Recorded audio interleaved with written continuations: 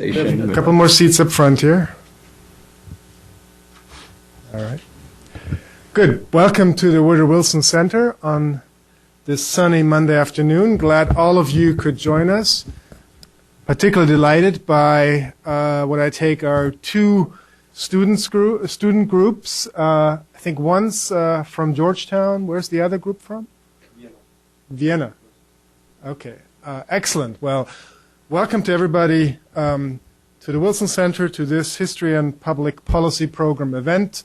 I'm Christian Osterman. I direct the History and Public Policy Program here at the Center, as well as the European program, and it's a delight to welcome all of you to this session and discussion of Justin Vaïsse's new book, Neoconservatism, the Biography of a Movement. We, of course, have Justin with us this afternoon to talk about the book. We'll do so for about 20 minutes or so. And then we have two very distinguished colleagues and commentators joining us to give some initial perspectives on the book and on the subject. And then I hope all of you will join in with questions and comments. And I very much hope that the students especially won't be shy, but do ask questions. Just a word on the Wilson Center, since some of you may not have been to this institution before, and since this event is being webcast live. The Wilson Center, of course, is the nation's official living memorial to President Woodrow Wilson, established in 1968, founded to honor and build upon Wilson's legacy as a man who bridged the divide between scholarship and public policy. We at the Center try to bring together the thinkers and the doers, the policymakers, the scholars and business leaders in the hope and in the belief that a frank and open dialogue will lead to better understanding, cooperation, and public policy. Today's event, as part of the History and Public Policy program, very much reflects and exemplifies the Center's commitment to dialogue. Certainly, this afternoon we'll be focusing on one of the main, most important currents in American intellectual history and political thinking, with an important new publication. Let me just briefly introduce our three speakers before I will give Justin the floor to talk about his new book. Justin Vaïsse is a senior fellow in foreign policy and director of research at the Brookings Institution's Center on the United States and Europe. Previously, he served as special advisor to the United States and on the United States and transatlantic relations at the policy planning staff of the French Foreign Ministry. He has authored and co-authored several books, including award-winning book on the Empire of, what is the Empire of the Middle? Yeah, it was actually a pretty lame metaphor. We're using the Middle Kingdom as a metaphor for the U.S. It didn't work out very well. Very good. The United States and the world since the end of the Cold War, which he co-authored with Pierre Melandri, and also Washington and the World, co-authored with Pierre Hassner. We then start with, I think in terms of the comments, with James Mann. He is, of course, author in residence at Johns Hopkins University School of Advanced International Studies, CUSE. He's a former Washington correspondent and Beijing bureau chief for the Los Angeles Times. He has also a number of books to his credit. Many of you may be familiar with The China Fantasy, How Our Leaders Explain Away Chinese Repression, published in 2007. Rise of the Balkans, importantly for this discussion today, the history of Bush's war cabinet, About Face, a history of America's curious relationship with China, and I could go on. His latest book, just to mention that, is The Rebellion of Ronald Reagan, a history of the end of the Cold War, published just last year, and we were delighted to launch the book here at the Center last fall.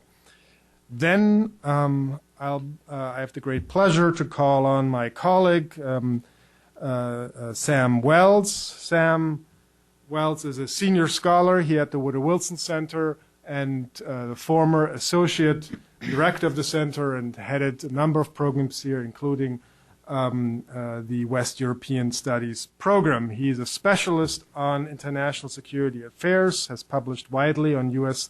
strategy and transatlantic relations, co-edited a number of books, including The Strategic Triangle, France, Germany, and the Shaping of the New Europe, published in 2006.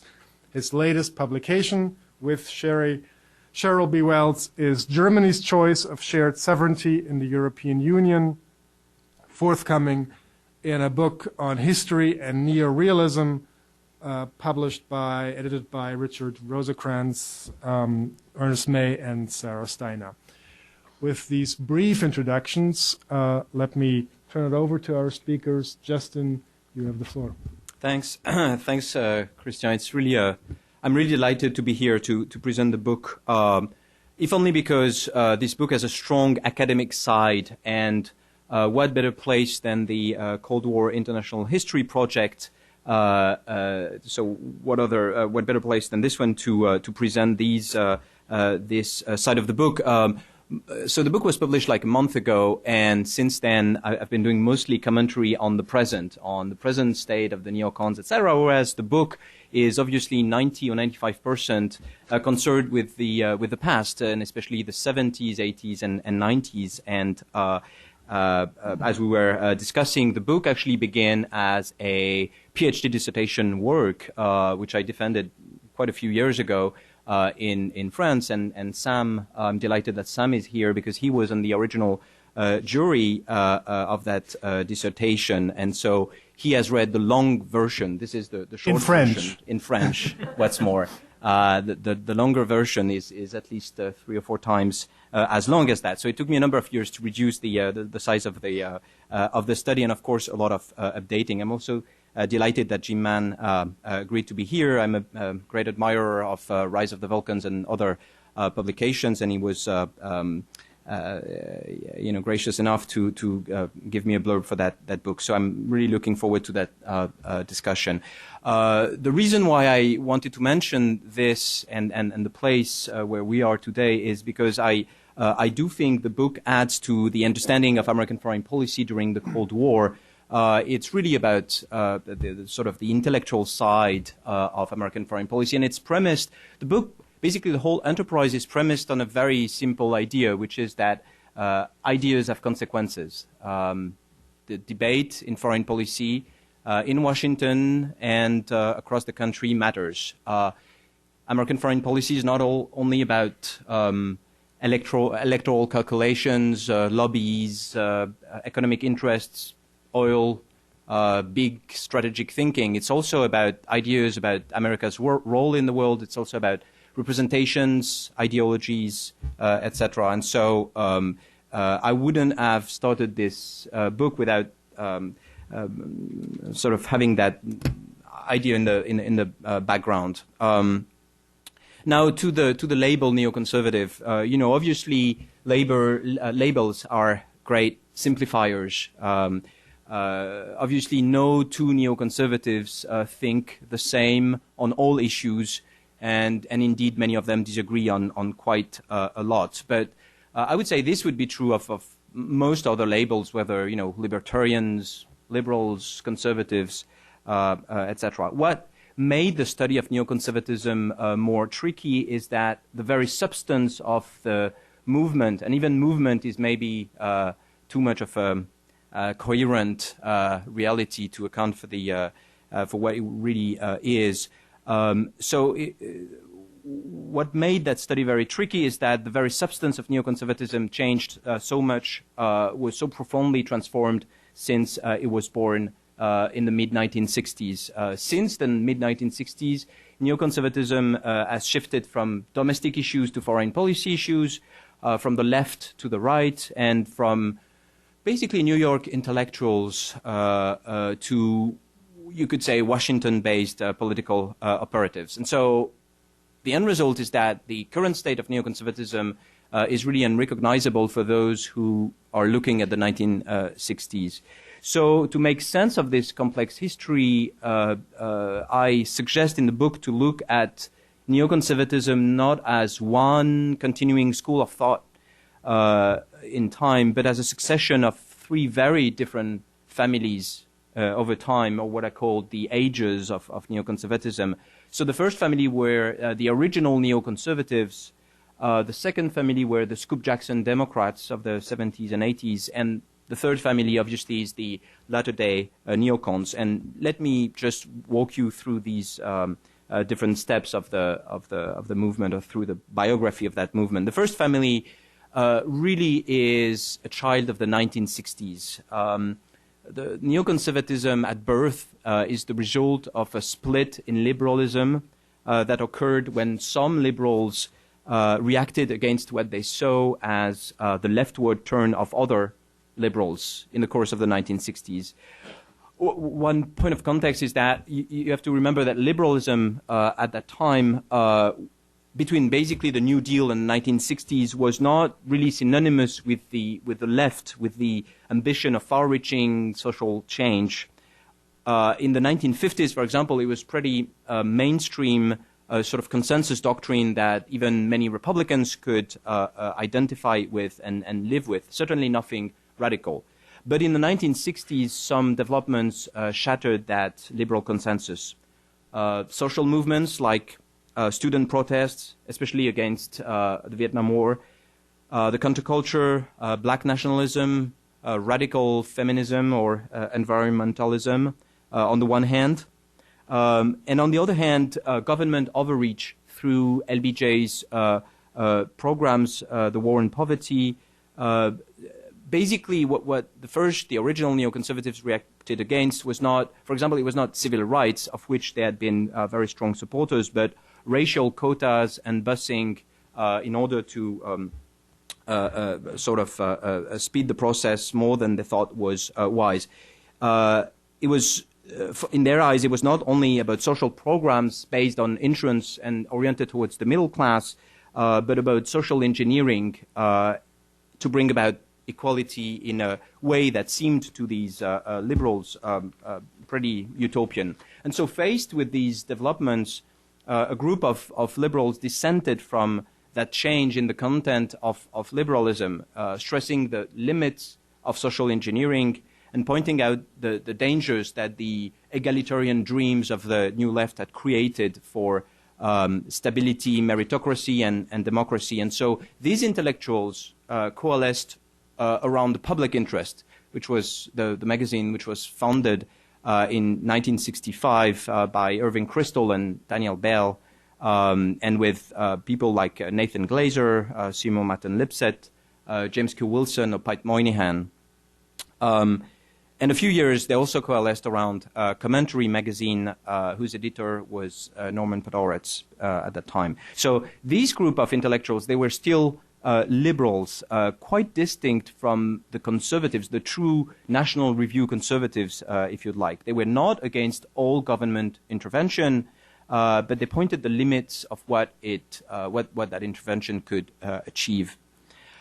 Still, their opponents tagged them with the label neoconservatives to make the point that they were no longer liberals and that they belonged to the conservative camp, trying to sort of banish them from the confines of liberalism. So that's really the first family. As you see, there's a big distance between these and the current day neocons. And the way to bridge the gap is to study in greater depth. And that's, I think, that story of the original neocons, the neoconservatives, the first family that I've just described is well known. I think what the book brings is a better understanding of the second family, the Scoop-Jackson Democrats, especially through different archives that I was able to access. I think I've brought some new elements to that whole story. So the Scoop-Jackson Democrats, the relationship between the first and second family is sort of easy to understand. The fight against, the reaction against the New Left that happened in the realm of ideas in the 60s and early 70s was transposed into politics when George McGovern won the nomination for the presidential election of 1972 to be the candidate against Richard Nixon, and with him came the growing influence of the New Left on the Democratic Party. McGovern was seen, and this is a partly partial view, but it was seen by many traditional Democrats as way too far to the left, both in domestic policy. He supported massive social programs and affirmative action through quotas, and in foreign policy, where he advocated a hasty retreat from Vietnam, deep cuts in the defense budget, and a neo-isolationist sort of grand strategy, if you'd like. And so the reaction against that leftward turn of the Democratic Party happened in different places in the course of the 1970s. In Commentary magazine that I mentioned a moment ago, in Senator Scoop Jackson's office, where Richard Pearl was, and Dorothy Fosdick, but Richard Pearl was really the important legislative aide at that time, in particular helping him to draft and get past the famous Jackson-Vanik Amendment. And the third place was in a group called the Coalition for Democratic Majority, where Democratic operatives like Gene Kirkpatrick, Eugene Rostow, Ben Wattenberg, Joshua Muravchik, Elliot Abrams, and many others tried to steer the Democratic Party back to the center throughout the 1970s. What they wanted to do is to try to get back to the tradition of what they saw as the tradition of Roosevelt, Truman, Kennedy, and Johnson, meaning progressive policies at home, but once again, New Deal type programs, and fierce anti-communism abroad, and including the defense of human rights, a theme that was slowly rising in the course of the 1970s, and of fellow democracies, including Israel, which played an important role in their shift, and more generally the reinforcement of American military power, which they saw as dangerously drifting. And this is why they found themselves in the course of the 1970s battling two enemies, a sort of two-side war. On the one hand, on the left, they were battling the New Left inside the Democratic Party, and on their right, they were battling Nixon and Kissinger's policy of détente and accommodation with the USSR that, as you may remember, including de-emphasizing the ideological aspects of the Cold War and engaging Moscow, trying to find common ground, common interest, etc., thereby legitimizing the Soviet regime rather than trying to change it. So why are the Scoop Jackson also called neoconservatives and not Scoop Jackson Democrats? Simply because there were porous borders between the first family and the second one. There were institutions that were shared by the two families, like Commentary magazine, for example, or the American Enterprise Institute, where a number of Democrats went to work in the 1970s. And obviously, more importantly, because they had a common enemy, that is the New Left. To make a long story short, the Scoop Jackson Democrats failed to recapture the soul of the Democratic Party, which in their view remained way too dovish vis-à-vis the USSR, especially under Jimmy Carter. And so, to make a long story short, they went to work in the Reagan administration. Many of them went to work for Reagan, and they did, as a matter of fact, inspire large parts of his foreign policy, including the Reagan doctrine of support for the so-called freedom fighters in Afghanistan and Central America, in Angola and elsewhere, the creation of the National Endowment for Democracy, which still exists, the rhetoric about the evil empire, and the military buildup, obviously. But, ultimately Reagan distanced himself from this line, especially during his second mandate, not unlike the way George W. Bush distanced himself from his neoconservative advisors 20 years afterwards, after having embraced many of their recommendations in the first mandate. But on the Reagan part, I'll defer to my neighbor on the left. Let me get to the third family, the neocons. In the mid-1990s, basically everybody was writing obituaries of the neoconservative movement. It was being declared dead, especially because the Cold War had been won. But it's really at that precise moment that a third family of neoconservatives appeared, the ones we call the neocons, who coalesced around the Weekly Standard, launched in 1995 by Bill Kristol and Bob Kagan and others, the American Enterprise Institute and the Project for the New American Century, between 1997 and 2006, and figures like Bill Kristol, Bob Kagan, whom I just mentioned, but also Gary Schmidt, Max Boot, Doug Faith, David Frum, and others.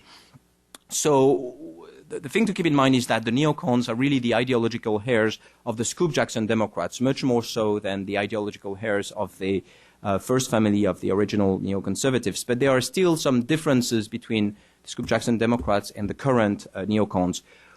Well, first, because the newcomers, the younger neocons, were never Democrats or even liberals. They are firmly located within the Republican family. And, if you open the Weekly Standard, for example, there's no big difference on domestic issues between that and what you could read in National Review, for example.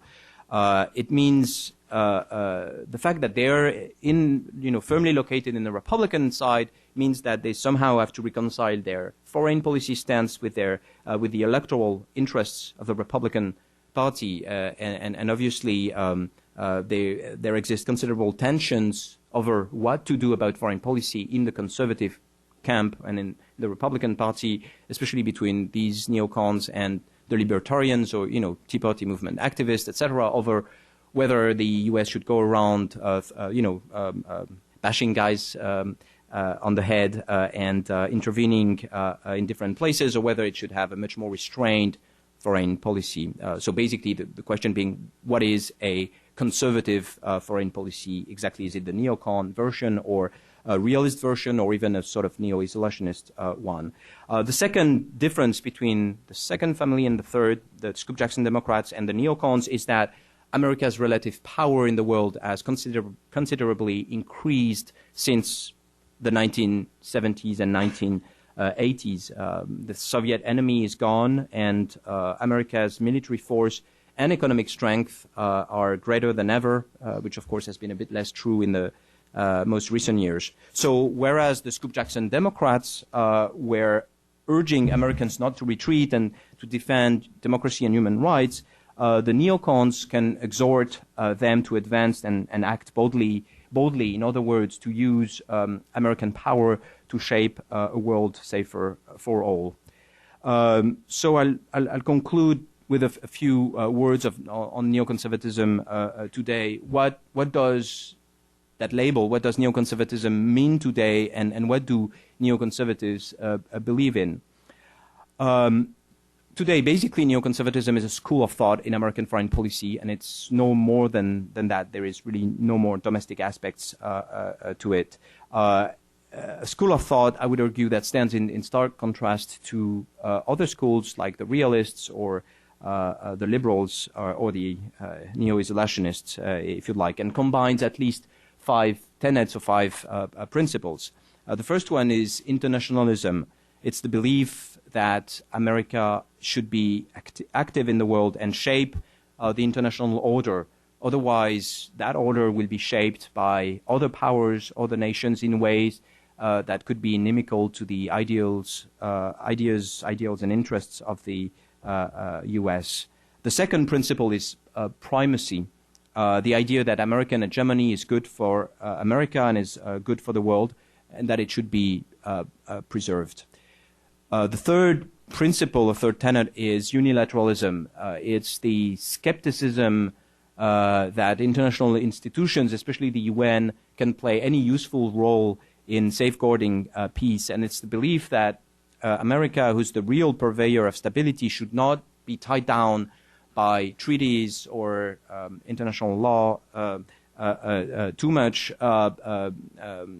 because these treaties and rules include so many free riders and also obviously so many dictatorships. Think of the UN Security Council, for example, that the only thing that really counts is being able for America to be able to act freely in the world. The fourth principle is tied to the previous one. It's militarism, for lack of a better word. It's the idea that military force remains critical in the current world, and the belief that America should be willing to shoulder its global responsibilities by maintaining a high level of defense spending and a willingness to use force. last but not least, the fifth principle is democracy. It's the idea that defending and promoting democracy is not only the right thing to do in principle. It's not only a tribute to Woodrow Wilson. Obviously, my co-author, Pierre Hassner, dubbed the neoconservatives Wilsonian in boots to sort of make the joke with the revolutionaries in Napoleon having been the French revolutionary with boots, meaning marrying idealism, human rights, etc., on the one hand, with militarism on the other hand. But basically, so it's not just idealism, and it's obviously not just Wilsonianism, but it's also the idea that in the long term, it's the smart thing to do to promote democracy, as democracies tend to be more friendly to the U.S. and less belligerent to the neighbors. So it's not, contrary to what has often been said, they don't have a sort of a cynical view of democracy as window dressing and just a pretext. It's combined with a strategic thinking about long-term, and of course, most of them would argue that the long-term realism is to promote democracy, because in the long term, you cannot buy stability in the expense of democracies, at least in the long term. So that's sort of the five tenets of neoconservatism, and I'll stop here to leave time for the comments and Q&As. Great, thank you. Jim, would you like to continue? Thanks. Is this on here? Okay, good.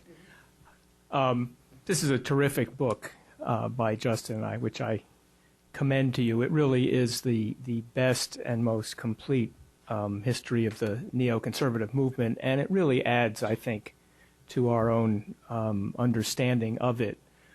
Justin has traced through one of the things I think is important, which is the sense of three different generations of neoconservatives and how they differed from one another.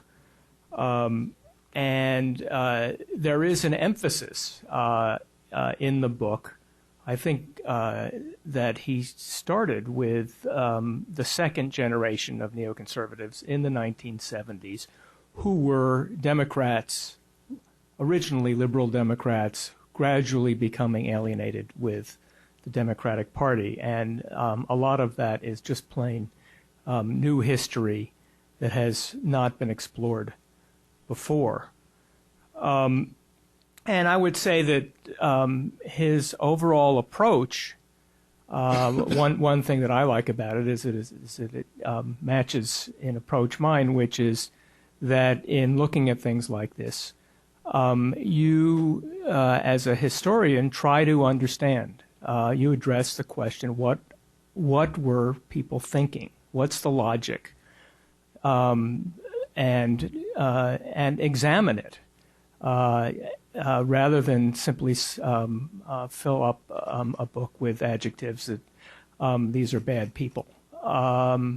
You draw that conclusion, but history is history, and you try to look at the intellectual development of a movement, and that is similar to what I tried to do in my book on the Vulcans, which was a look at the George W. Bush administration's incoming foreign policy team and their roots and their history over the previous decades. And that, in doing that, I explored neoconservatism. Justin has done it as a movement. So this is a terrific long-range history. I first talked to Justin about this book. He came to talk to me, I think it was probably a couple years ago, to question a particular part, one piece of the history that I told in my book, and I'll get to what we disagreed on in a second. But we traded ideas and we traded views, and after this book was finished, he sent me a copy, and I took a look, and I just found it extremely good history. So I really take this as sort of the definitive work on neoconservatism. Now, where we originally disagreed, that's an interesting point. Justin has mentioned the neoconservatives' belief in democracy, and certainly anybody familiar with the Bush administration, George W. Bush, and particularly its latter years in office, would certainly and quickly associate neoconservatives with the cause of democracy. If you go back to the Reagan administration, in its second term, you will find that with great reluctance, Ronald Reagan and his administration gradually decided to withdraw their support from the dictator in the Philippines, Ferdinand Marcos. That was a difficult decision, particularly for Reagan. And in the wake of that, neoconservatives began to espouse democracy as sort of an underlying principle of the movement. And by their own self-description, some of them, this was a change, because if you go back to the 70s, to the late 70s in the Carter administration, you will find the frequent critique of Jimmy Carter, the liberal Democrat, that he had pushed too hard for democratic change with some dictatorial governments, notably and most importantly the Shah of Iran and also Somoza in Nicaragua. So in the view of Paul Wolfowitz and some other neoconservatives in the Reagan administration, like Elliott Abrams, this was a change, and the reluctance to push for democracy with dictators in the 70s had been put in theoretical and conceptual terms by another leading neoconservative, Jeane Kirkpatrick, and that the United States was in some way pushing or being unfair to anti-communist dictators or dictatorial regimes like South Korea. So the neoconservatives saw this at the time as a change, and I explored that in my book. What Justin came to point out, and his history certainly describes this part of it, if you go back into the early and mid-'70s, there was certainly an espousal of the ideas of democracy by a leading neoconservative group, Coalition for a Democratic Majority. That is, the Democrats of the 1970s had, in fact, strongly espoused democracy. And so, I come to see this as a democracy as an issue which is on which the movement is inconsistent, and people on all sides of debates in the 70s and 80s are quite inconsistent, because when you look at right-wing regimes that supported the United States, like Iran in the 70s, like the Philippines, South Korea, Somoza's Nicaragua, the neoconservative position was, let's not push too hard for democracy. And then in the late 80s, they came to change. And they changed because, particularly in the Philippines, they came to see that dictatorships could become so corrupt that it could open the way for a communist insurgency. So, and on the other side of the debate, it's true that that liberal Democrats were quite forthright in proposing democratic change for dictatorial regimes, and certainly less assertive in espousing the cause of democracy in Eastern Europe. So I see this as a issue on which no side of the political spectrum could quite overcome the contradictions. Now, let me I want to turn to what I think are two interesting current issues that are raised by this book to give this history some current relevance. One has been mentioned by Justin, but let's take something that seems completely out of the range of what we're talking about. Let's take Obama's health care plan. In the wake of the passage of health care early this year, you found a couple of neoconservatives, Max Boot, for example, writing that that health care, the Obama plan, would weaken American national security. It became one more piece of the attack on Obama, that in some way, by enacting health care, that the Obama administration had somehow compromised America's strength overseas. And I looked at those columns and kind of laughed. Justin's book actually explains that in the 1970s, the neoconservatives, led by certainly Scoop Jackson, Scoop Jackson was a strong proponent of national health care. And he and many of this second generation of neoconservatives were on domestic issues liberal Democrats. So it raises the question, so what happened? What happened to the neoconservative movement between the 70s and 30 years later? Scoop Jackson wasn't completely on his own. Many other neoconservatives agreed with him. Many were Democrats. If you look today at the voter registration rolls, you will find that Jackson's senior aide, now certainly more famous than he is now, Richard Pearl, is a registered Democrat.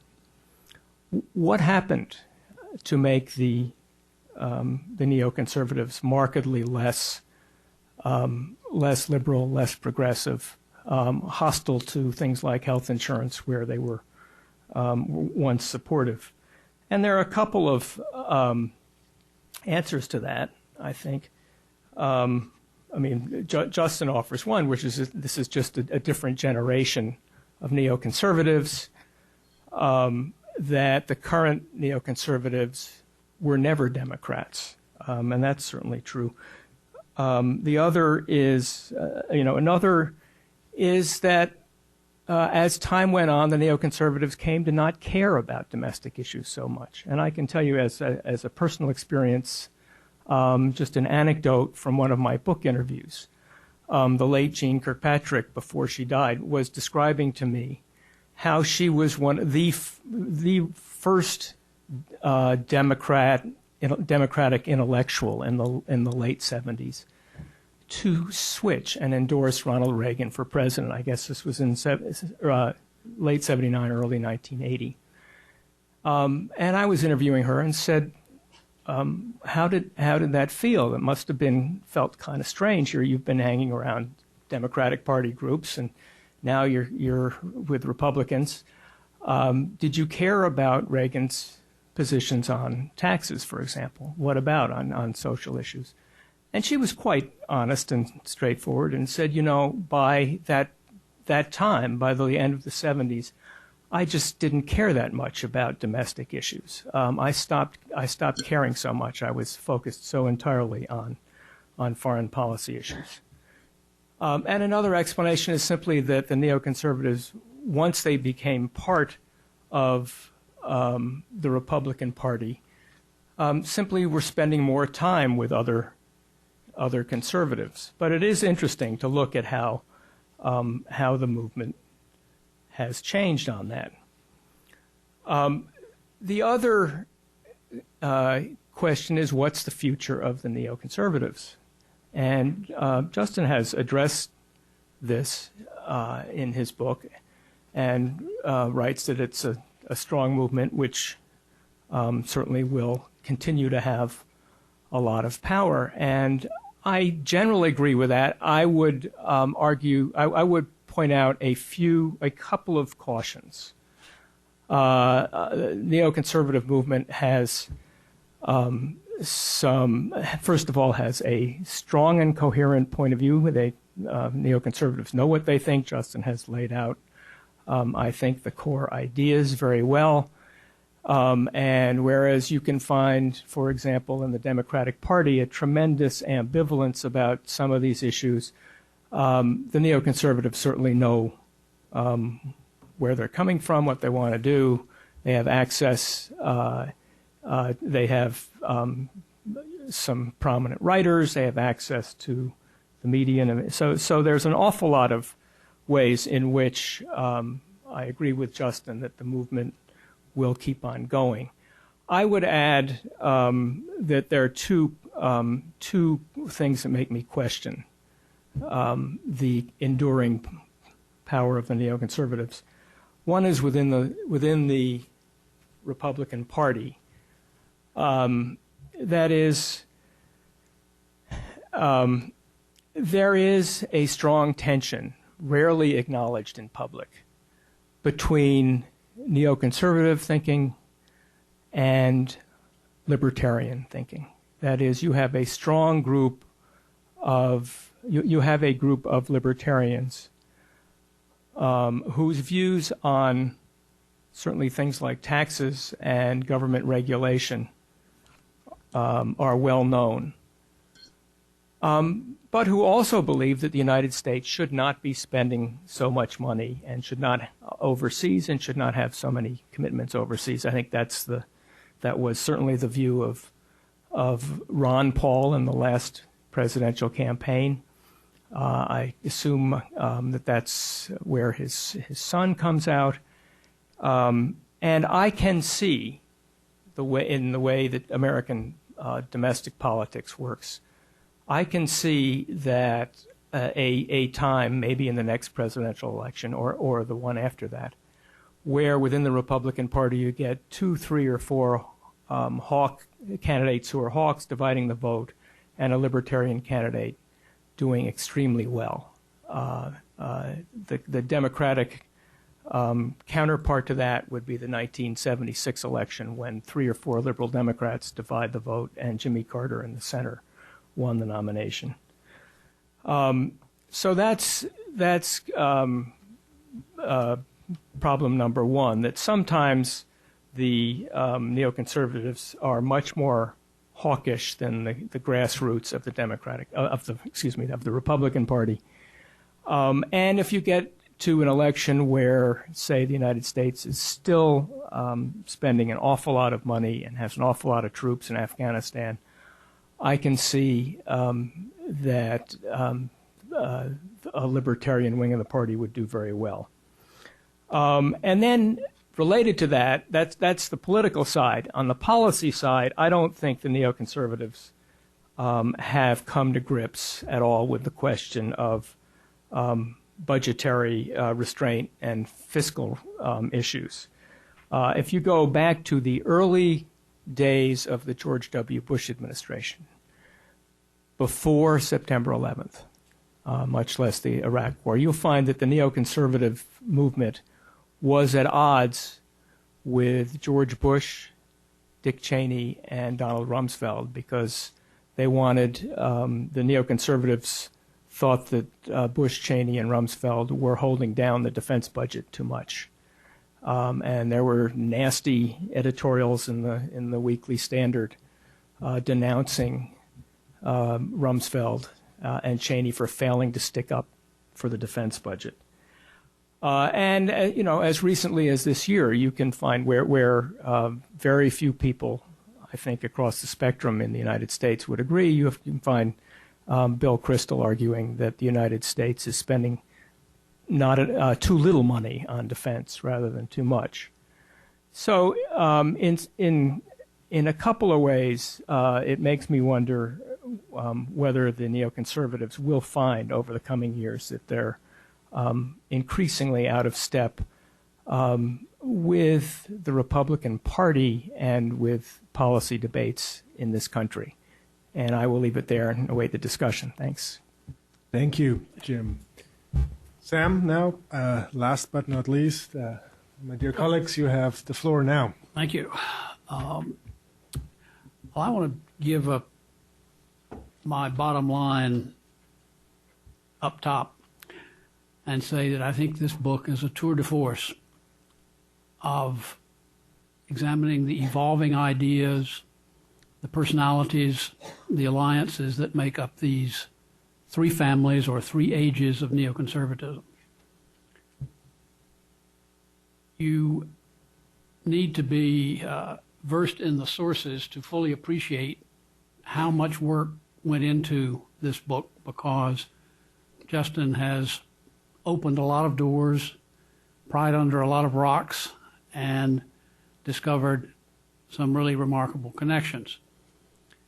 I'm pleased that the book is more accessible in its shorter version, but I'm sorry that a good bit of the detail is lost. Justin tells me that he will put on a website for the book some of the things that would interest scholars about the relationships between people, the shifts in positions, and some of the rather numerous inconsistencies in people's individual positions.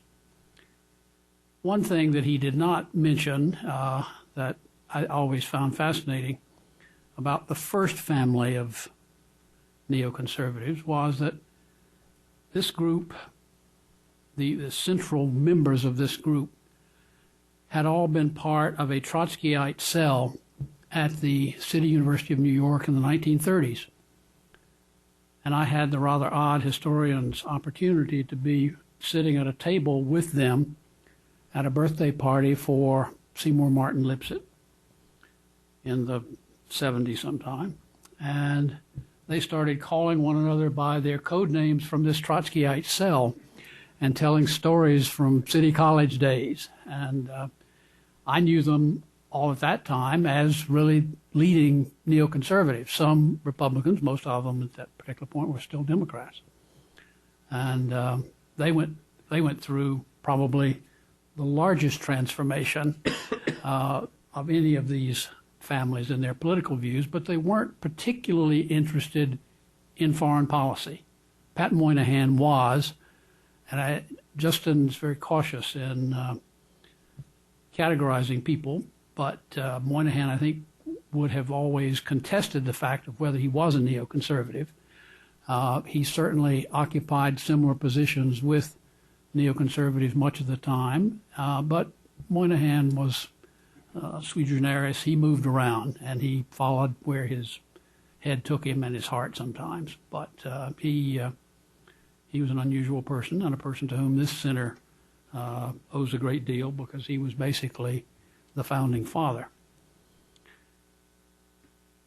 The second group of neoconservatives show considerable interest in foreign policy because they're concerned with détente, and they're formed to fight what they see is an increasing orientation toward social democratic style accommodation with the Soviet Union and a slippage in our defense budget and preparedness.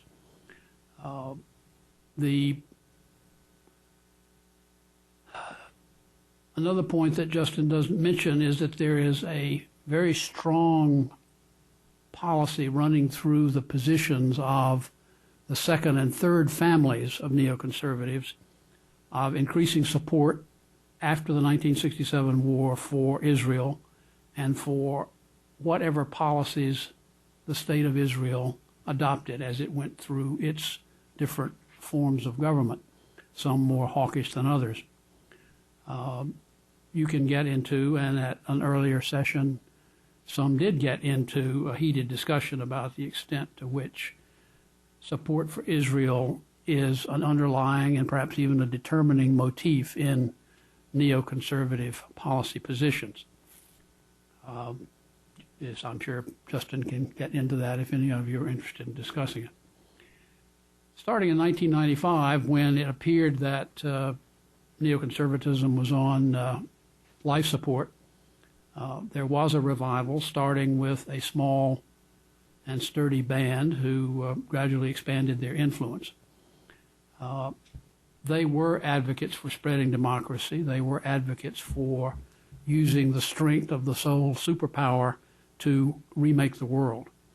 And it's interesting, Justin points out that prior to 9/11, the neocons of the group that came to be so important after 9/11 had said very little about terrorism. Terrorism was not on their radar. They weren't concerned with it. And this is doubly unusual because battle against terrorism had been a core issue for Israel. But they, after 9/11, pivoted rather quickly and picked up this issue, helped frame the rhetoric and the concepts of the war on terror, and you have lived through much of the rest of that. One of the things that Justin does in a remarkable way, I think, is to keep individuals and a movement in context. This is particularly difficult for recent history in a highly polarized political environment. I think it's particularly challenging for someone who is not a native American citizen to do it. At an earlier session, Justin was compared to de Tocqueville in having the foreigner's advantage in understanding America. I think there's a good bit to that, although I wouldn't want to burden him with that reputation quite yet. He's got a long way to go. Justin shows a great eye for connections and influences as well as for discontinuities and shifting positions.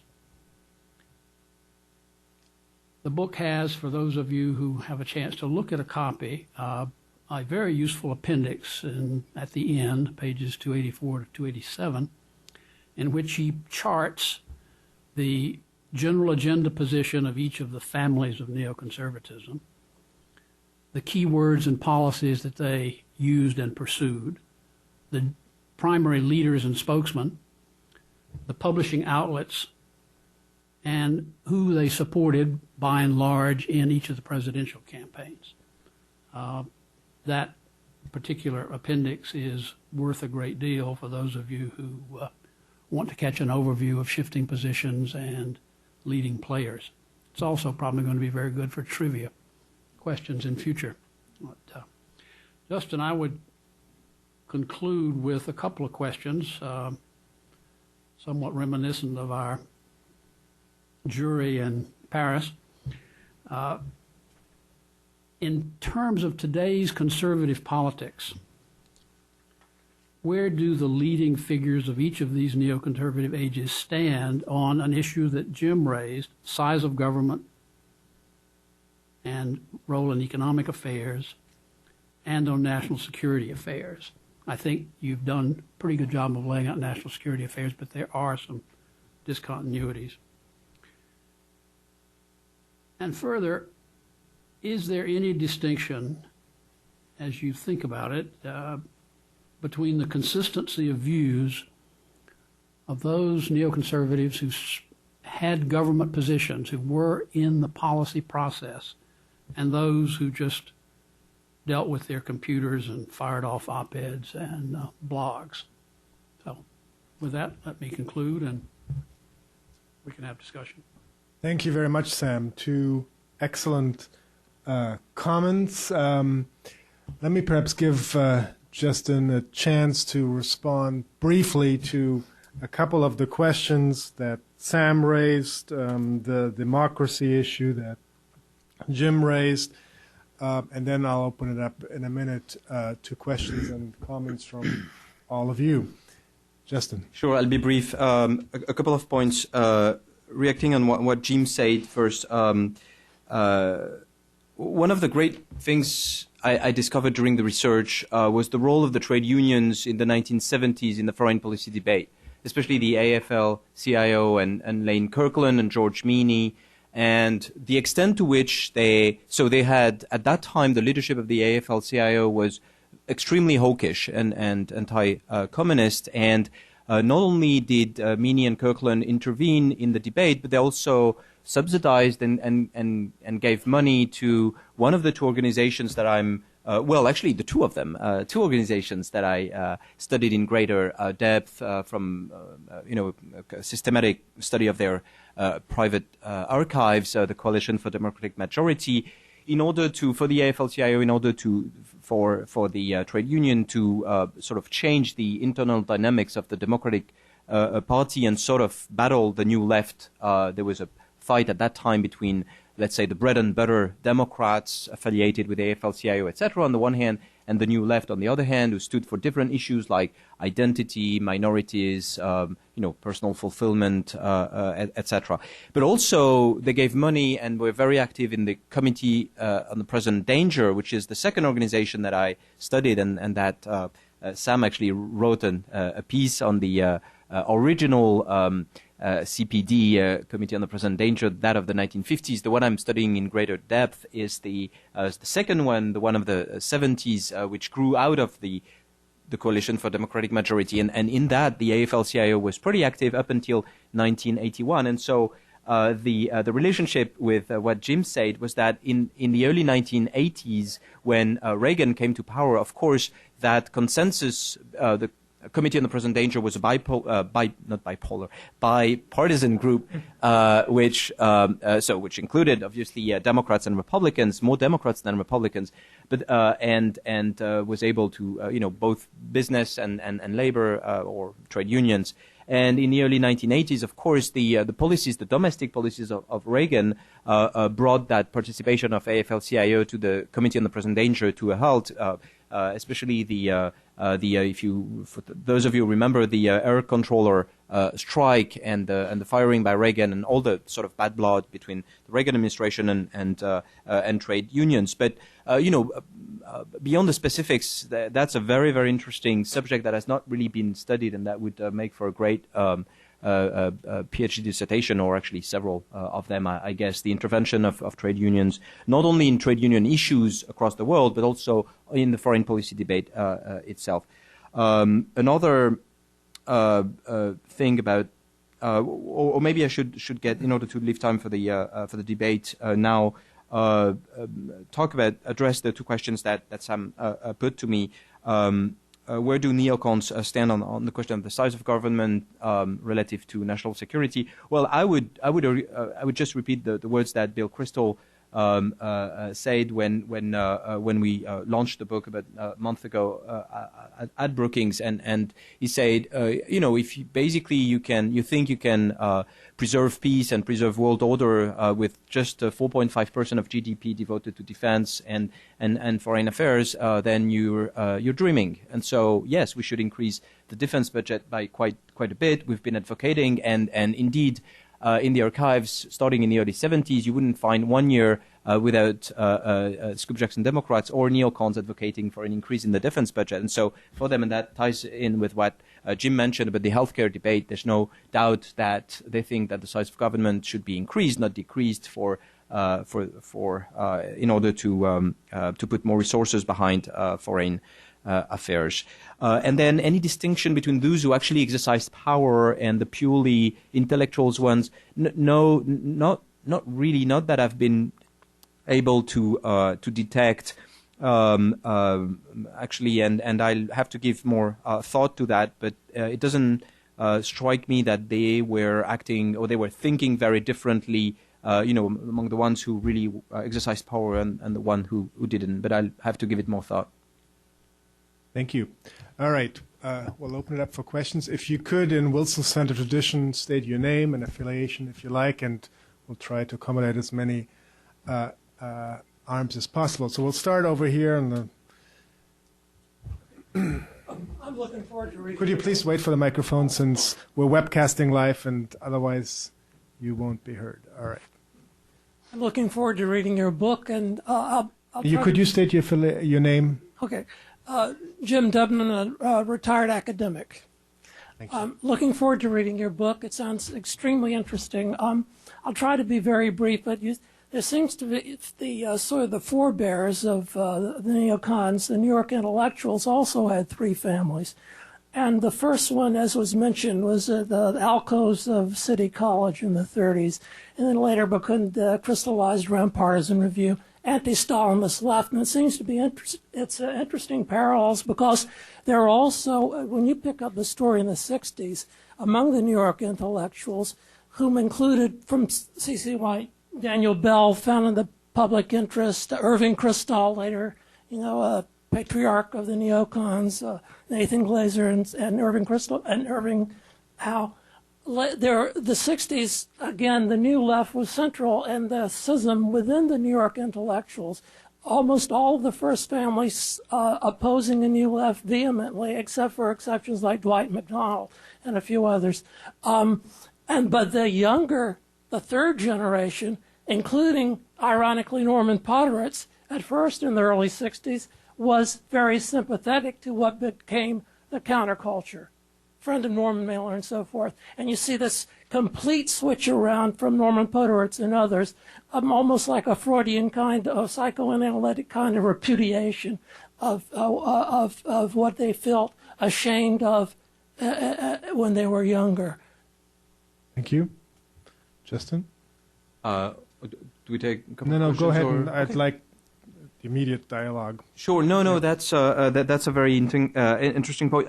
Podhoretz was younger, obviously, by a few years than the others, than Kristol and Bell and Glaser, and the others. And yes, he did undergo a phase of mild radicalism, you could call it, in around 1962, 64, 66. But then had a very strong turn.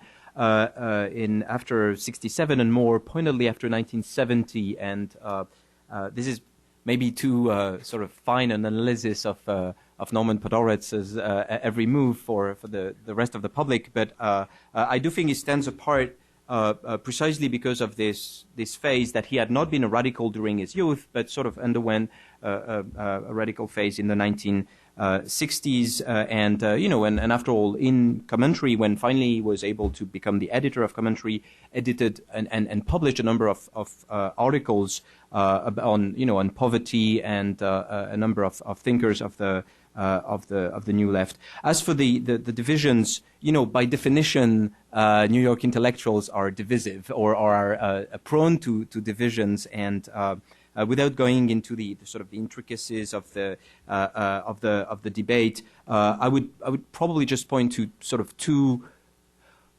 more or less two groups. One that really the protest against Vietnam and student revolt was really a key to that, because obviously many of those who had been in the alcoves of the City College of New York, etc., and had risen to prominence, not only to fame for some of them, but also to material well-being and recognition, etc. We're seeing that the instruments of their rise and meritocracy and working hard and being recognized in the intellectual field was being sort of trashed by younger students of the baby boom generation who were seemingly unaware of the luck that they had, and so this contributed in no small part in their reaction against the New Left and all these spoiled kids, whether from Berkeley or at Columbia or at Cornell or other places, whom they saw as sort of a new Stalin, not communist, but precisely Stalinist danger for them. So basically, two reactions. These ones who turned right. Some of them didn't go very far on the right. I'm thinking of Dan Bell, for example, who really never became a conservative of any sort. But also others, you mentioned Irving Howe, for example, and so others welcomed the New Left, or at least tried to build bridges with the new generation and try to accommodate their views and integrate their views and sort of charted a different course. And of course, the battle was on the legacy of liberalism.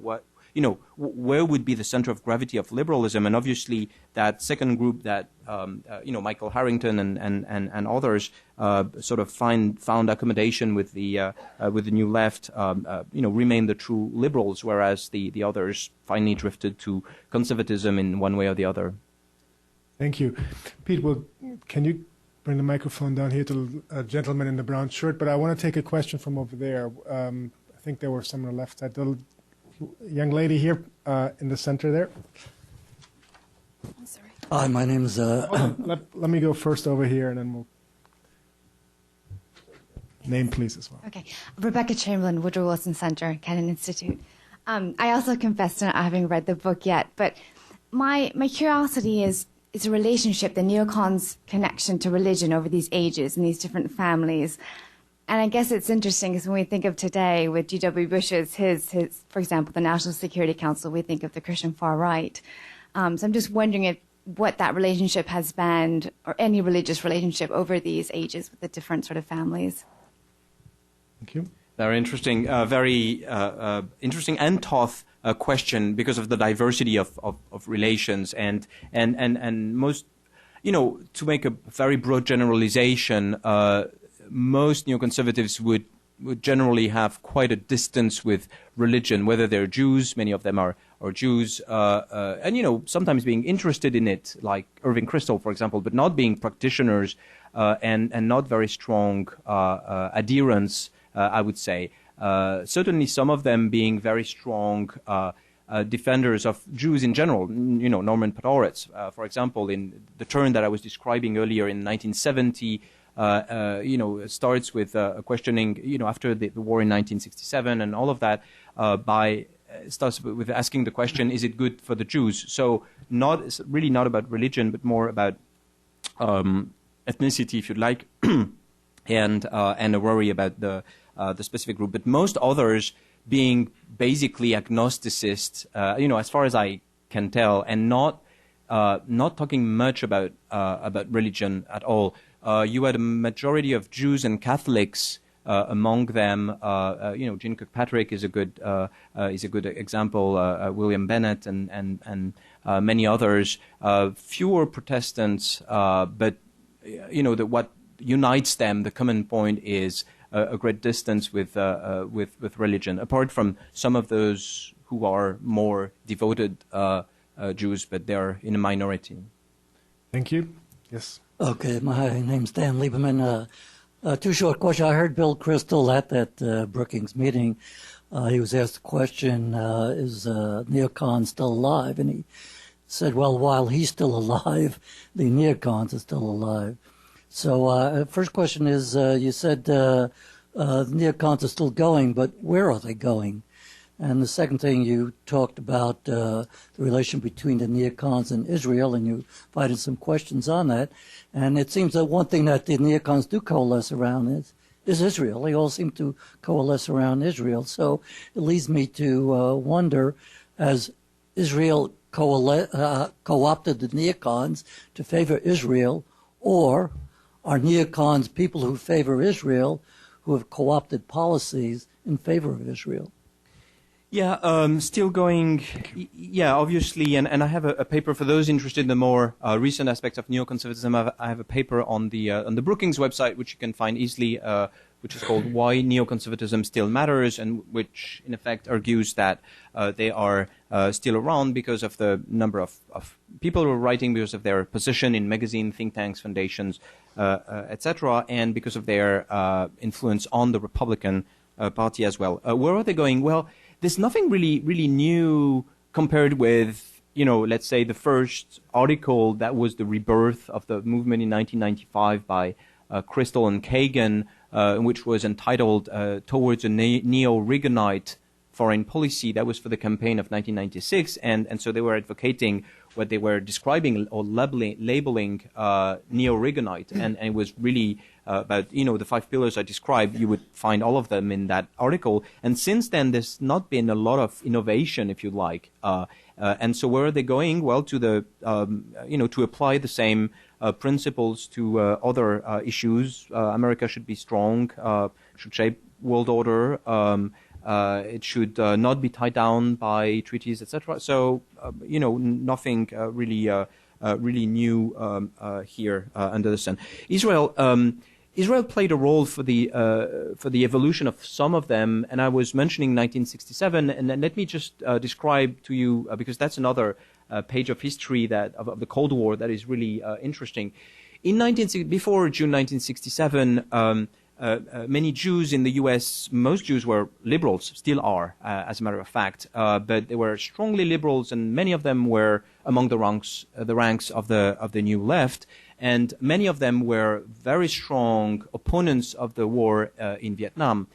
And then after the war in June and the sort of near miss that had happened, and it ended up as a victory for Israel, but not after the real perception of vital threat for Israel. And so after that particular episode and the fact that many in the Third World rallied against Israel and in favor of the Arab nations that Israel was at war with, led many of them to reconsider their position about American power and basically to advocate support for that democracy that had almost been wiped off the map by the Arab nations. And so they found themselves in a situation where on the one hand, they were advocating retreat from Vietnam, and on the other hand, engagement for Israel. And so they were dubbed dogs or hoves, a mix of hoax and doves. And there was in the archives there's that famous quote by LBJ at some point after June 67, where he say, if the rabbis.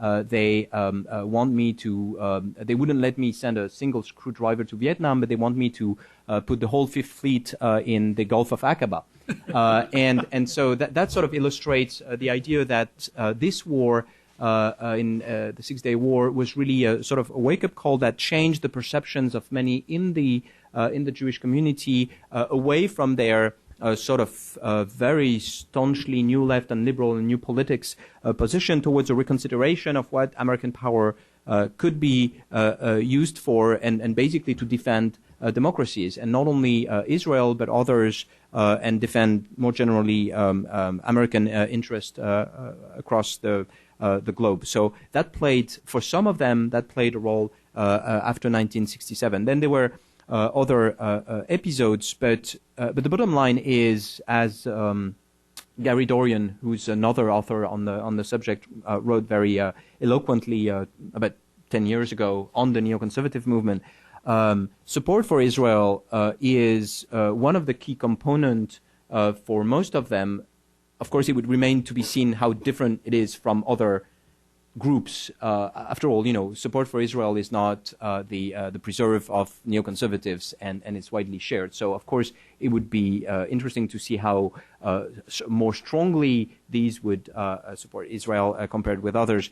But so it's an essential component. Zionism, if you'd like, is an essential component of neoconservatism, but it's not the key for everything else in the sense that if you take current neoconservatives, let's say, the Foreign Policy Initiative, which has opened a year ago and which is sort of the new PNAC, the new Project for the New American Century, they're not Israel-centered at all. If you take the Project for the New American Century itself between 1997 and 2006, they were not Israel-centered at all. If you take, for example, Robert Kagan, who's probably the most prominent neoconservative thinker, he has devoted very little time to Israel and is not known for making staunchly pro-Israel declarations. So my point is that, yes, Israel fits in at different moments in the movement and is indeed important, but more generally the defense of smaller allies and other democracies is important in general, and Israel being one of them. And that wouldn't be, defense and support for Israel wouldn't be the key to understanding the rest of the movement, if you'd like. And just recently, a week ago, with the flotilla incident, if you read Max Boot's commentary on that, I don't know if you did, on the on Commentary magazine, on Contentions, which is Commentary magazine blog, he was very restrained. He was striking a very sort of different tone from the let's say unconditional defenders of Israel. So yes, bottom line, yes, it occupies an important role, but it's not the key to everything else. Thank you. Fascinating. Dawn, and then Christina will go down to some of the folks down here, also in the alcove. There were a couple of hands. Dawn. Thank you. I'm Don Wolfensberger with the Congress Project here at the Wilson Center. I've enjoyed all of your presentations. I want to go back to basics because I, too, have not read the book. But really, there are a number of neoconservatives, or so-called, that do not like the term, have sort of distanced themselves from that. Sam mentioned Pat Moynihan. I believe Robert Kagan claims doesn't consider himself a neoconservative. I think one of the last interviews with Irving Kristol, he said he didn't like being called a neoconservative and so on. I'm just wondering, who coined the term neoconservative? If you look at the origins, it's obviously from people that turned against Trotskyism and were disillusioned by the Soviet Union and Stalinism and so on. There is an anti-authoritarian strain that runs throughout these three families, whether you're talking about social engineering by the government trying to remake society, or whether you're talking about foreign threats from authoritarian regimes or whatever. To me, they could just as easily have been called neoliberals or classical liberals or whatever, as opposed to neoconservative. But who coined this term, and how did it stick? Yeah, very interesting question. There are a couple of, I did some in-depth research about this because I can give you two answers, the conventional wisdom and the legend, or the true answer. I'll start with the conventional wisdom, which is that Michael Harrington coined the terms in 1972 and 72-73, and it was supposed to be in common use, in his in the circles that he was associated with at the time, and supposedly to, as I mentioned in my earlier presentation, to sort of banish these new intellectuals from the ranks of liberalism. Actually, if you look back in time, several people used the term before that, including Robert Bartlett, who was the editor of the Wall Street Journal opinion pages as early as 1970, to talk about Norman Podhoretz, Irving Kristol, and others, saying that he was looking for, that was a group that existed and stood for something, but that they lacked a good label. And so he was, should they be called neo-Whigs or neoconservatives is one of the suggestions that he makes. And Norman Podhoretz, claimed that he used himself 10 years before, in 1962, that he used himself the term. But bottom line, the truth is that it's more interesting to understand why. The second part of your question: why did it stick?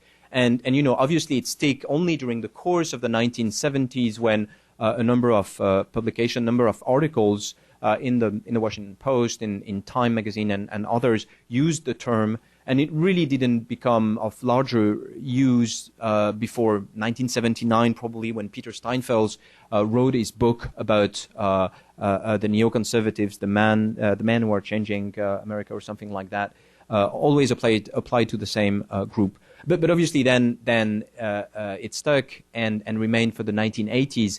But then when it got back in fashion, which was after 2001, it was really in conjunction with the Iraq War, and that's only when the public started catching up on the phrase neocons, and when you had 1,000 conspiracy theories blossoming all around the web. Thank you. Yes, and if you could pass the microphone to the gentleman next to you, Pete, there. Yeah. Oh, my name is Stephen Shore. A wonderful presentation. Two brief questions. The first is, how important to the neoconservative mind is what is tactfully called the belief in American exceptionalism, or less tactfully called the Gott mit uns attitude? And the second question is, was there not a neocon effort to focus on terrorism in the late 70s? I remember Claire Sterling, where she basically attributed every unsolved violent crime in Turkey, or the Pope's the attempted assassination of the Pope, to communist training camps in Eastern Europe. So I don't know if she's in your book or not. As a matter of fact, she's not. But that's. I'll start with the second point. It's very. It's very true. You had a number of neoconservatives taking part in conferences as early as 79 and 80. In various places about terrorism. But the big difference with, Sam mentioned earlier the fact that they were not focusing on terrorism. They were not focusing on non-governmental terrorism, which is, of course, the one that counts now since 9/11, or even, since 96, 98 in Africa, etc. That is Al-Qaeda type terrorism, if you'd like. They were concentrating on state-sponsored terrorism. And obviously, if you remember, the first reaction after 9/11 of people like Paul Wolfowitz was ending states that support terrorism. So it was really about states and sort of reapplying a state-centered framework on something that was, basically about NGOs, if you like Al-Qaeda and other groups. So yes, they did concern themselves with terrorism briefly because it was seen as being sponsored by the USSR and some Arab regimes, but not in the sense that would sort of develop in the 90s and 2000s.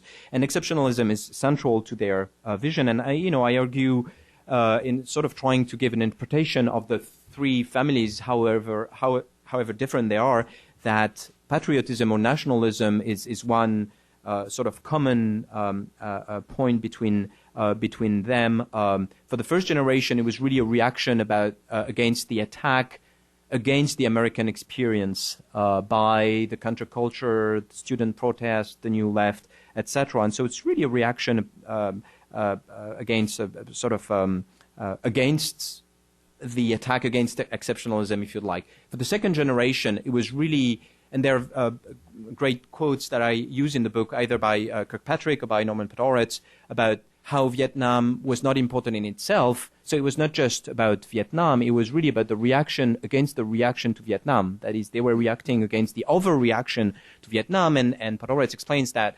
whether one was right or wrong about Vietnam, at some point it became a question of putting in question the moral character of the U.S., and that's when they really started to react. And so, once again, the exceptionalism, nationalism, etc. And of course, the most recent neocons, for them also, patriotism is key. Sometimes they've been called national greatness conservatives, and which explains that their position, to make the link with a previous question, the position vis-à-vis government intervention is not clear-cut. That is, they're not against all government intervention because, as Crystal and David Brooks put it 10-15 years ago, if Americans don't like their government, how could they like their country? So here there's a sort of the soft spot of neoconservatives in their relationship with the larger conservative movement, where you can dissociate government and love, patriotism, etc. But at some point, you have to have a government in order to stand and represent that country, and neoconservatives are very much in favor of that, even if it means extending the size of government. Thank you. Jim and Sam, you should feel free to chime in at any one point, especially if you disagree. No, I don't. I would draw the question was about American exceptionalism, and there is a shade of difference between what I think has been core neoconservative thought, which is that America is a force for good in the world. The earliest generations of neoconservatives were reacting against the Vietnam War protests, that America is overall a force for good. There is a shade of difference between that and exceptionalism, which is that the United States has a divine mission, is unique and different from other countries in its very nature and in its foreign policy. And I don't know. I will leave to Justin whether that was there at the beginning. I tend to link that to Reagan more than to the 60s, 70s neoconservatives. And now it's taken, from Reagan on, it's taken on a life of its own, so that you can actually find quotes from Sarah Palin saying, "I believe in American exceptionalism," or Barack Obama is wrong for not believing in American exceptionalism as she interprets it. So it's become something that's formally embraced. I would ask whether you think the idea of divine mission, which goes back to John Winthrop, but whether that was there in the 60s and 70s. Why don't we take another question over here, if you could please state your name, too. Alan Kraut. I teach history at American University here in town. It's a two-part question. One is about the philosophic underpinnings of the movement. I mean, aside from the anti-Stalinists in the alcove of the City University, my alma mater, there was, after all, other ideas afoot. The ideas of Leo Strauss, to an extent Milton Friedman. And I'm wondering to what extent those remain important to neoconservatives? In other words, is there a body of philosophic, historic thought that remains important? So that's part one. Part two is, if the day should come when there was peace in the Middle East and the United States withdrew from Afghanistan, given the differences within the Republican Party and within, even among neoconservatives, on the size of government and the function of government, what would be the glue that would make this more than a three-generation moment in American political history?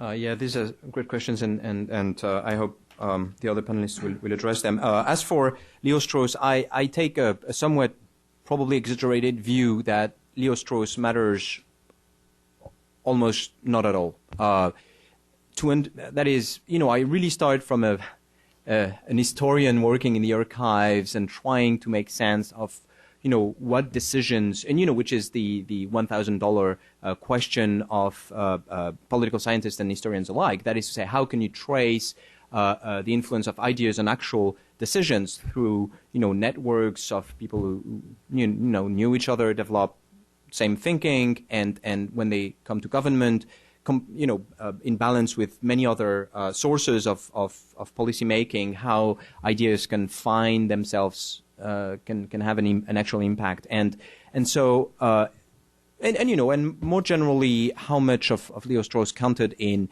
forging the minds, I would say, of neoconservatives, if we just leave aside even the impact on the policy process, and the answer to both questions is quite. The influence was quite small. A few neoconservatives are Straussians. Not all of them, definitely not all of them. Paul Wolfowitz, for example, went to Chicago to study with Leo Strauss, but ended up being influenced much more by Albert Hofstadter rather than Leo Strauss, and was not that interested in Strauss. And so you have a convergence of some sorts between some of Strauss's ideas and that of the neocons, but it's very, very, very small sort of overlap. I'll just end up my answer to this question by quoting Kagan. He explains that his view, Robert Kagan, were shaped by those of his father, and an historian like him, I can relate to that, who was arguing endlessly with Alan Bloom at Cornell, where he was a professor on Strauss's interpretation of the Republic by Plato, and basically the Kagan father and son deem Strauss to be fundamentally wrong because he's historical. That is, he believes that there are discussion between the great minds, the great philosophical minds across time. And of course, that's completely against the basic instincts of historians who think that the thinking is done in specific context. And so he explains, and I want to quote him on that. Kagan explains, "I just want to make clear that I'm not a Straussian. Not that there's anything wrong with that. Some of my closest friends are Straussians, and I've long admired the works of Alan Bloom, Harry Jaffa, Harvey Mansfield, and Thomas Pangle. Though not, I must say, Leo Strauss himself, since I never understood a word of the political philosopher wrote. I mean, not a single word." And so That sounds a lot like Don Kagan. So for this reason and others, I've devoted very little, and you'll see in the index, I think there are 2 occurrences of Leo Strauss, because I think it really doesn't explain much. The second question, and maybe I'll leave my co-author, is a very good one to which I would have to give more thought. But to what extent can you consider that, that you could still use the same label for people as different as Nathan Glazer and Doug Feith, for example? Not to demean any of them, but there are strong differences that you could make the point that neoconservatism doesn't exist, just a label, and it's maybe unfortunate that the same one was applied to so different people. Jim, Sam, on this issue? Otherwise, let's go to this gentleman, and then let's take a couple of questions there. Go ahead, please. Okay, I'm Norman Birnbaum from Georgetown University, and I have a little bit of difficulty in even asking a question since I wrote for Commentary and was an editor of Partisan Review and knew all these people. My father was even the dean at Benjamin Franklin High School, who urged Pat Moynihan not to go to the docks, but to go to City College. So when Norman Podhoretz wrote about this whole being a matter of family in his famous book, Making It, I belong to the family. But I think that there is first of all, Justin, congratulations. You've provided Gaullist revenge for all those American books mapping the Parisian intellectuals by turning the tables on us in a way that is definitive. Secondly, I think it is possible probably to write several histories of the neoconservatives, to go back even further, let's say to the post-war discussions, to the famous Symposium and Partisan Review in '53, My Country and My Culture, in which American exceptionalism was indeed espoused. But one train does seem to me, or one chain of causation, at least for the New Yorkers and I think for some others too, is important, namely social mobility. If you want to put it crudely, it's hard to imagine now that in 1945, when that generation came back from the war, nobody could have possibly imagined that the presidents of Harvard, Yale, Princeton, Williams, Amherst would one day be Jewish. In fact, there were very, very few Jewish professors at these places, and also extremely few Catholics who suffered, particularly in Brahmin New England, more than a certain amount of discrimination. And so that to some extent, the realization that America had opened up after the war was terribly important to these people and made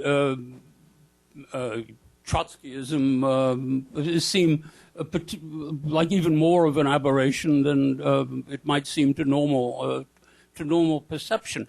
And this, I think, came to some extent to their consciousness, not alone with the struggle over the Vietnam War, but with an episode that's little thought of, the New York City school strike of 1967, which opposed the Jewish-led teachers' union to local community boards who were Latino and black.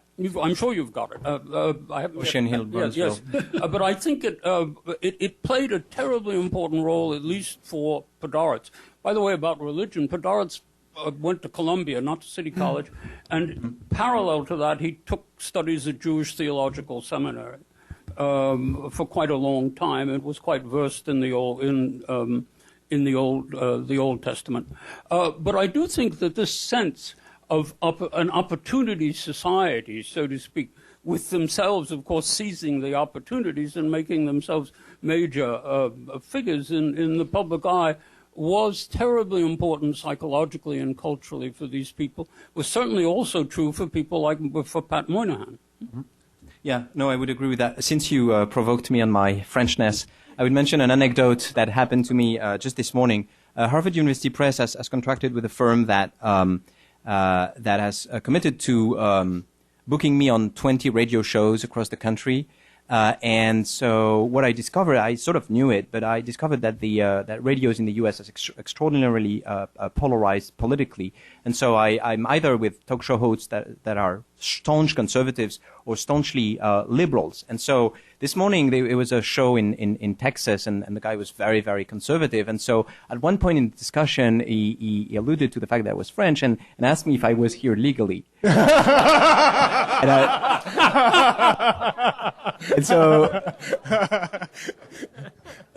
it was all the more striking that the conversation had been rather pleasant until then, and so I decided to laugh, and so we laughed as well. So it ended well, but it was kind of striking. Anyway, social mobility, and yeah, that's very important. But precisely, I think it's because of this social mobility, and by the way, Podhoretz himself went to Columbia, as you mentioned, under a quota, a Jewish quota, limiting the number of Jews allowed to be admitted at Columbia, and these quotas were lifted only in the course of the 1950s. I think the quota was 7 or 10%, something like that.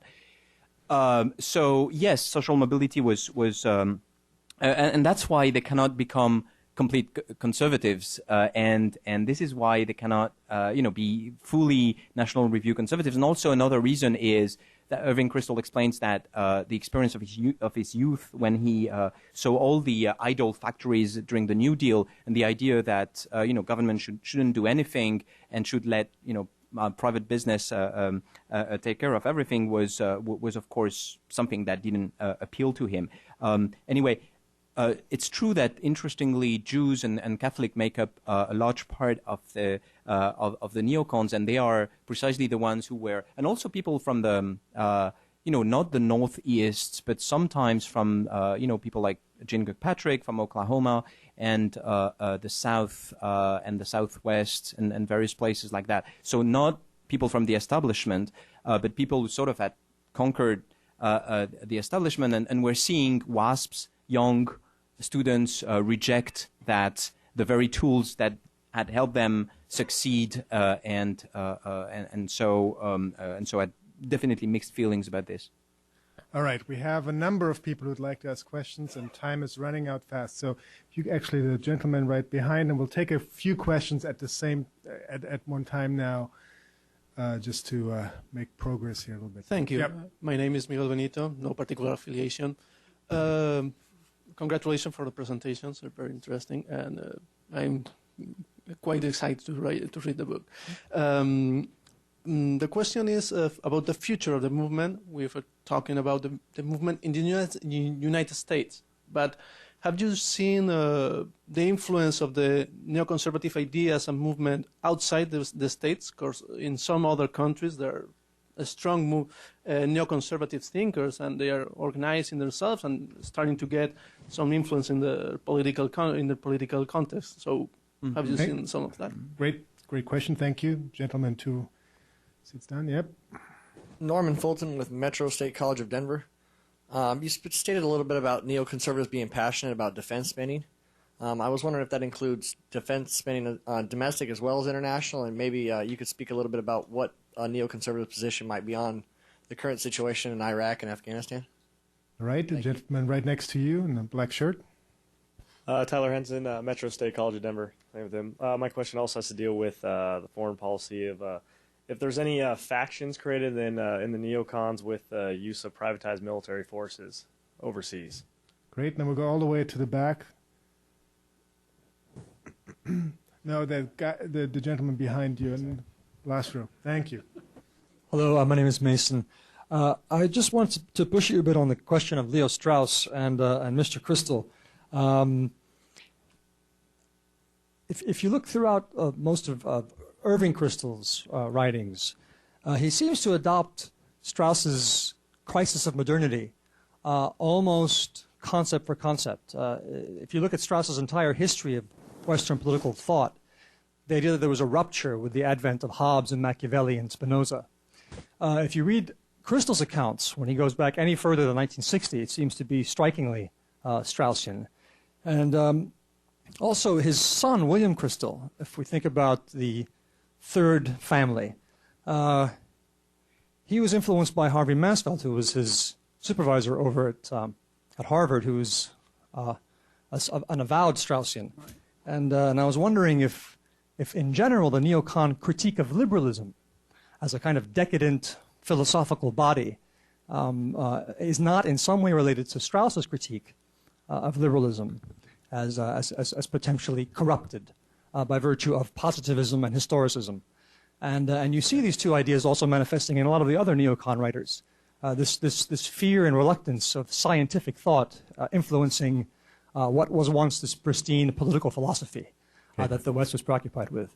And so I was wondering if you could address those issues. Thank you, and we'll go to the gentleman. Yes, go ahead. Thank you.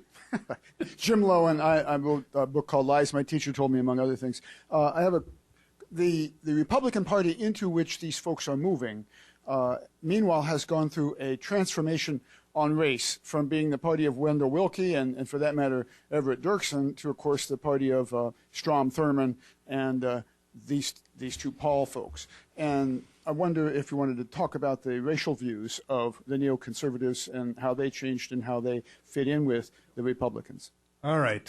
5 questions, 5 minutes, Justin. We'll have a little more time for more questions. Go ahead. Sure. No, I'll do my best. Yeah, the question of neoconservatism outside U.S. borders is a fascinating one. But basically, my first reaction is the particular circumstances that created the neoconservative movement, and in its different phases, have not really been found in exactly the same way elsewhere. Just to take, as just by chance, France as an example. In the 1970s, you had a reaction against Mai 68 and the student revolt, etc., with the new philosophers, with Glucksmann, Bernard-Henri Lévy, and others.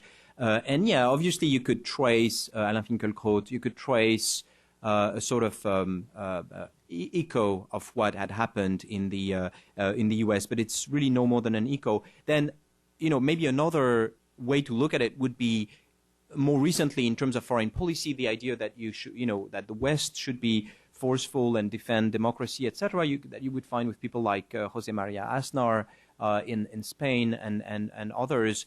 Yeah, you could use the word neocons, or in Great Britain you would find a couple of them, but it doesn't. You really have to be American to sort of be a neocon, and I think that in other countries it can only be used metaphorically, if you'd like, and it's oftentimes used pejoratively for describing people you disagree with and you think are too hawkish. But I don't see any depth of other neoconservative movement on spending and how Iraq and Afghanistan are going. The one great thing about neoconservatives is that they write everything they think, and far from being Straussian in the sense that they would, hide what they are thinking because the layman cannot understand, and speaking by signs, etc.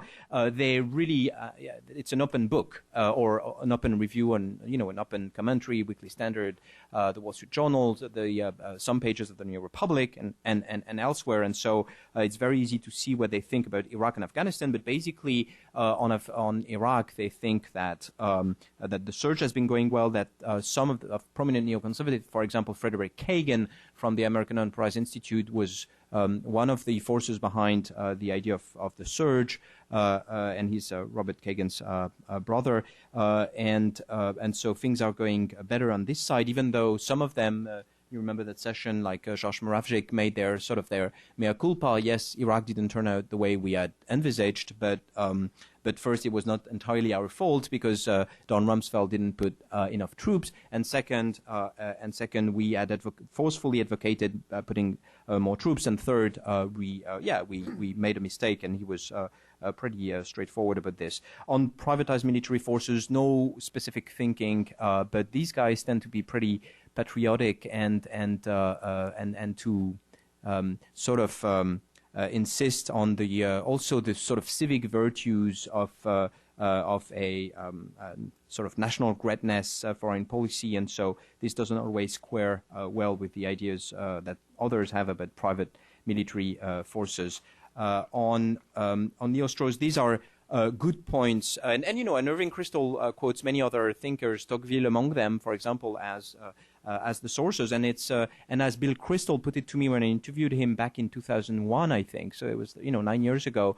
There are ideas that are congruent or that are an echo of Strauss, but there's not necessarily a direct link, and certainly his work on the separation of powers at the end of the 70s with Harvey Mansfield at Harvard didn't really, he said so himself, didn't really have any kind of impact on his thinking. And on race, the interesting thing is that you have at least 4 or 5 future neoconservatives that I was able to detect that took part in the march of August 1963, the March on Washington by Martin Luther King, whether they were very young, like Georges Moravcsik, for example, who had helped put leaflets in envelopes and helped the organization. Also, what was his name again? Moravcsik, close associate. His name escaped. Penn Campbell, thanks, who was very active and walked there, also at a very young age, although he was a bit older, etc. And so they were not, and Podhoretz is something different. We would need a whole session of 4 hours to come to grips with that. But basically, the bottom line is that they were supporters, most of them were supporters of the civil rights movement, and what they opposed was really busing and quotas, and this was related to a number of various ideas. And once again, I mentioned this in the book, but basically, I remember that when Strom Thurmond, and I'm getting tired, when Strom Thurmond had his 100th birthday, and Trent Lott made his famous comments, the first one who attacked Lott were neoconservatives. They were people like Max Boot, if I remember well, Charles Krauthammer, etc. And this was sort of an echo of a slightly different vision of neoconservatives compared with other conservatives, without generalizing too much. But this was an echo of their particular stance. After all, there are many of them, not all of them, but many of them are universalists. All right, we'll have time for just a couple more questions. Anybody who can't live without having asked this questions? Okay, one. Anybody else? Okay, we'll have the final question over there. Dave Rogers, independent historian.